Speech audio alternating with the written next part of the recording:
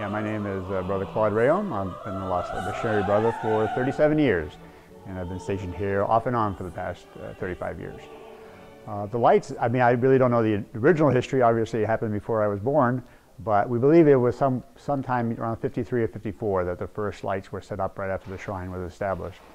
And I think the idea back then was a way of promoting Christ being the light of the world, and how do you put that across using the facilities that we had. And so the brothers and the priests at that time decided to make kind of a Christmas light display, and it's been going on every year since, except for 1 year. I think it was during the embargo, the oil embargo. We did not choose to have the lights because of the embargo going on. And so every year we begin roughly after Columbus weekend to start putting displays up, and then we, 2 or 3 of us and some volunteers, end up wiring and moving the displays around and getting things ready, and it usually takes us right up to the week of Thanksgiving to get everything in place. And on usually the Saturday following Thanksgiving is the night that everything hopefully will work and the lights go on. Typically, if it's a nice day, it's not raining or snowing, normally we'll have like a full chapel for the concert. We have a concert that begins the season at 4:15. It's a bell ringers concert, and following that there's a procession outside in the dark.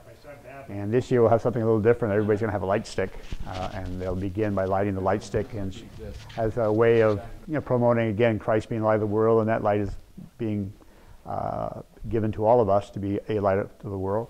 And then the lights will go on roughly at 5 o'clock. Right in front there'll be a blessing of the manger, and then all at once all the lights will go on. So we anticipate anywhere from 400 or 500 people maybe, between people who will come to the concert and people who will mingle in and out during the night till 9 o'clock. This is the manger scene. This is the focus of our display. It always has been a focus, and we wish it to continue to be so. And all these statues here have been probably here for the past, 35, 40 years. They were just repainted last summer, not this past summer, the summer before. We had a volunteer that offered to repaint all of the statues, so they're in fine condition for this year's viewing.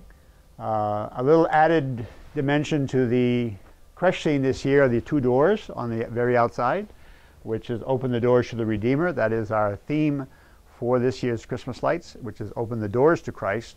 And so we have a set of doors here. We have a door display of light as you enter the property, and there's also before you enter the chapel, there's also a poem there, or a psalm from about opening the door to Christ. And so that will be our theme for this year. This is where everything will happen on Saturday, our opening night. There will be a blessing of the manger. All the people will process from the chapel to this location. Father Rainey will lead in some kind of a blessing and a prayer. And then the lights will all go on, and that's when we hear all the oohs and ahs as darkness is transformed into a place of very bright lights. This has been traditionally the area that does not change from year to year. The angels, the star, the candles, this whole area right here pretty much remains the same, again, to emphasize the focus of the year, of every year, which is the birth of Christ. Fortunately, the weather has been ideal, and we've been able to get all of the displays out in due time.